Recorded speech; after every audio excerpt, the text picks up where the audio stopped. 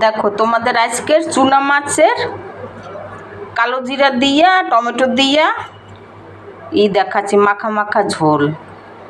এইদিকে দেখো একটা টমেটো ধুয়ে নিচ্ছি। এই দেখো টমেটোটা ঘষে নেব আমি, তারপর চুনা মাছটা আমি করে নেব। দেখাচ্ছি যেরকম তেল কই হয় এরকম চুনা তেল বানাবো। এই যে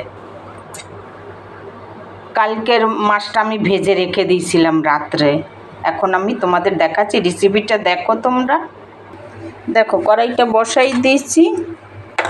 এবারে আমি গ্যাসটা জ্বালালাম, এদিকে টমেটোটাও ঘষে নিয়েছি। এবার তেলটা গরম হলে আমি একটু কালো জিরা ফোড়ন দেব।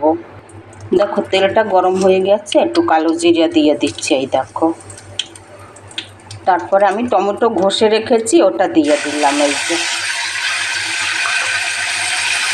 দেখো, এই যে হলুদ দিয়ে দিলাম,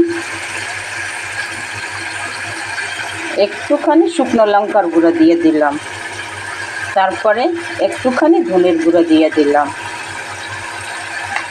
আর এই দেখো স্বাদ মতন নুন। ব্যাস,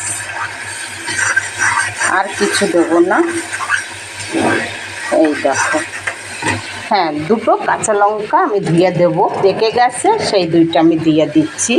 এই দেখো, এই দেখো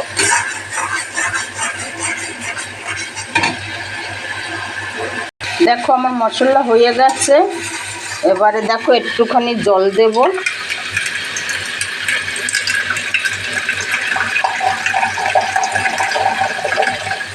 এই দেখো,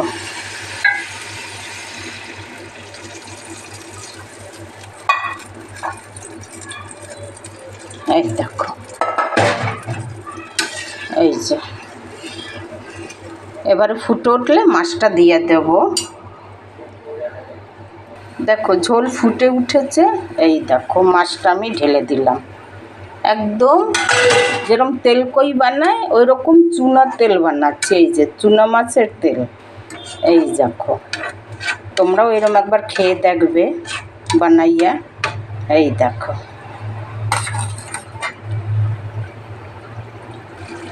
দেখো আমার মাছ হয়ে গেছে, বন্ধ করে দিচ্ছি।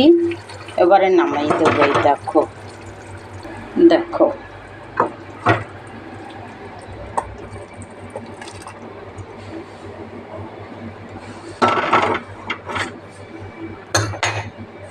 এই দেখো আমার মাছ হয়ে গেছে।